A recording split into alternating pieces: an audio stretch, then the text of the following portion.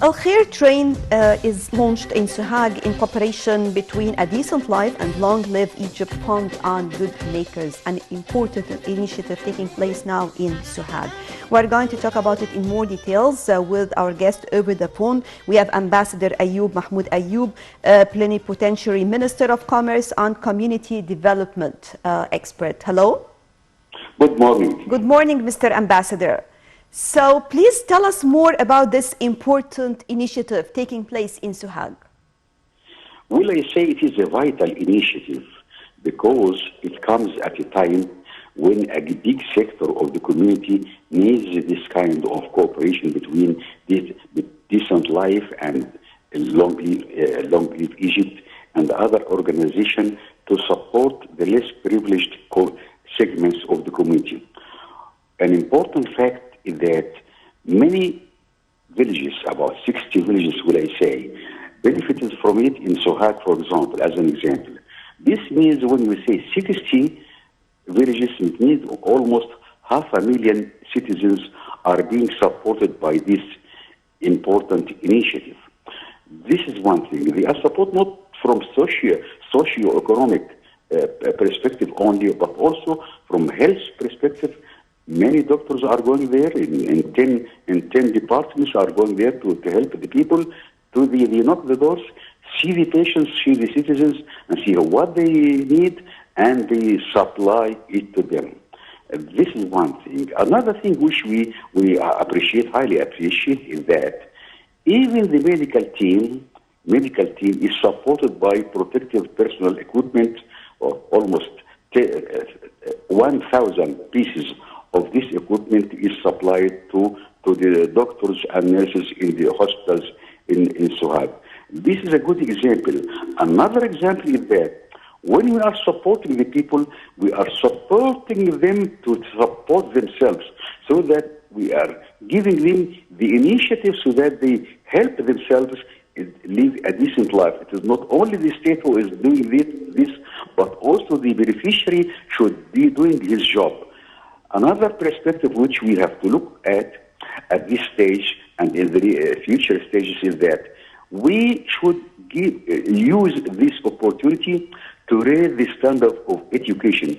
That is literacy. We need literacy lessons especially for women in the villages of Suhag and other parts of the Upper Egypt, so that when we give them literacy lessons, we are raising their cultural level and also enabling them to fully benefit from the initiative which is done by Ministry of Social Assurance and other organizations like Tahya Masr and Decent Life.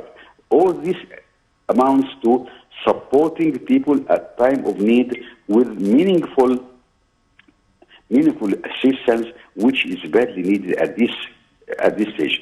It is noteworthy here to say that NGOs should be and are encouraged to go to these remote areas to give support to the less advantaged and the less advantaged people, so that all the segments of the community should cooperate together to give support to these villages, whether in Suhag or in other parts of Upper Egypt, and this will reflect on economic standards, on livelihood, and also on employment rates in Suhag and other parts of Upper Egypt.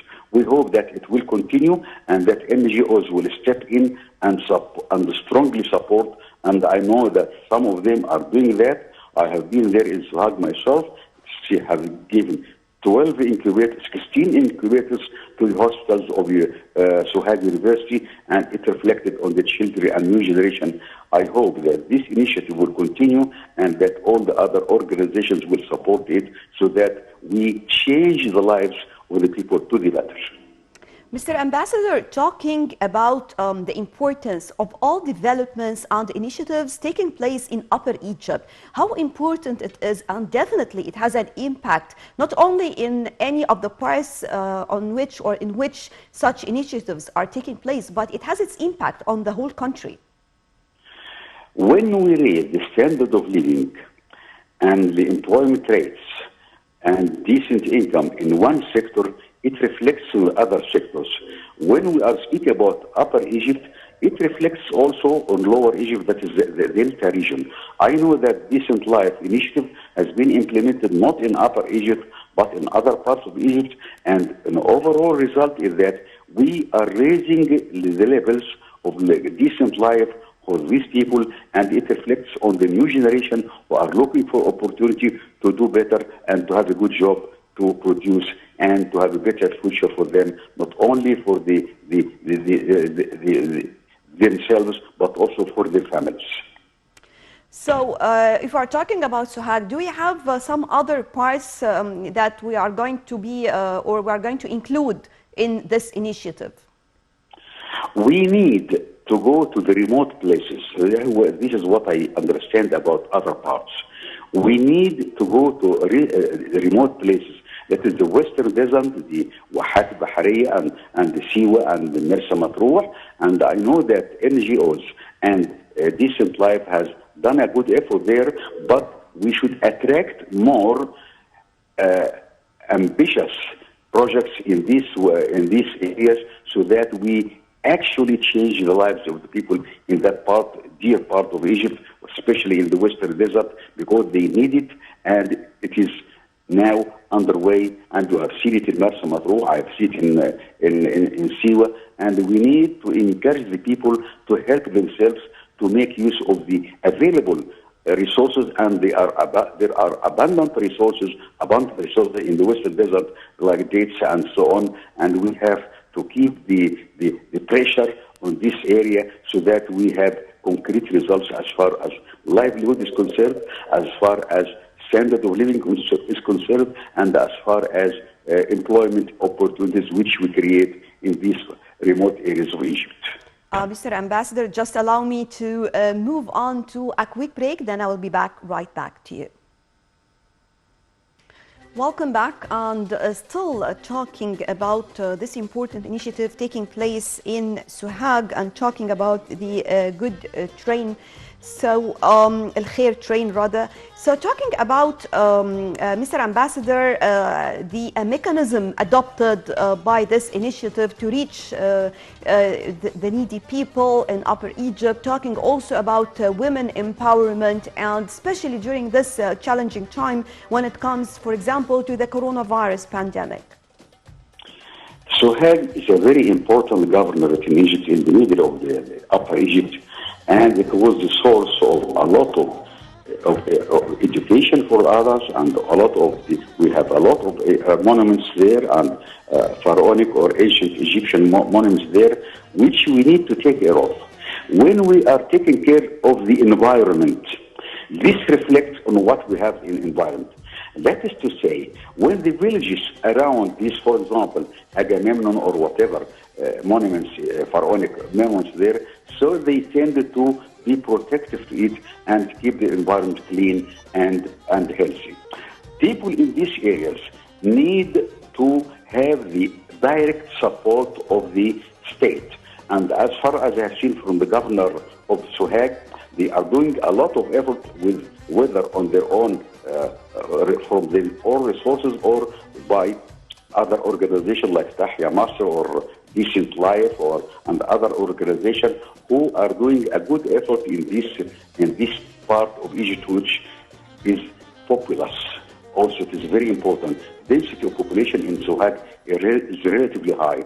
So when we are doing something positive there, it reflects on the other parts of Egypt, whether Asyut or Kena or even to Aswan. We need to create models of cooperation between the state and the people and the NGOs.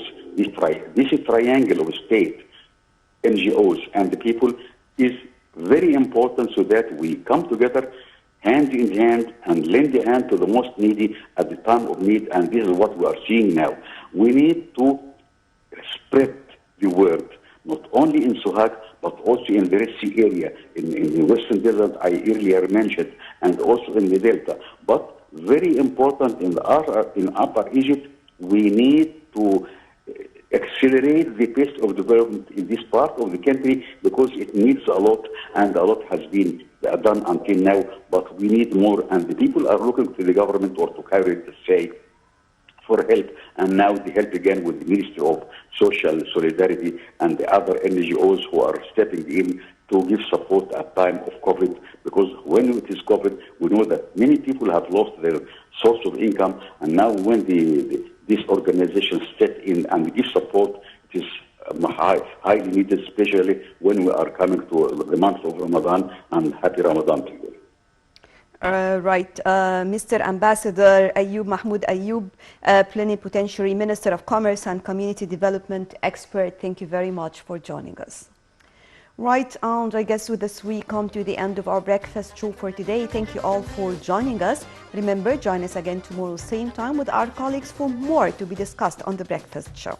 Until then, thank you for joining us, and stay tuned for more coming up on Nile TV International.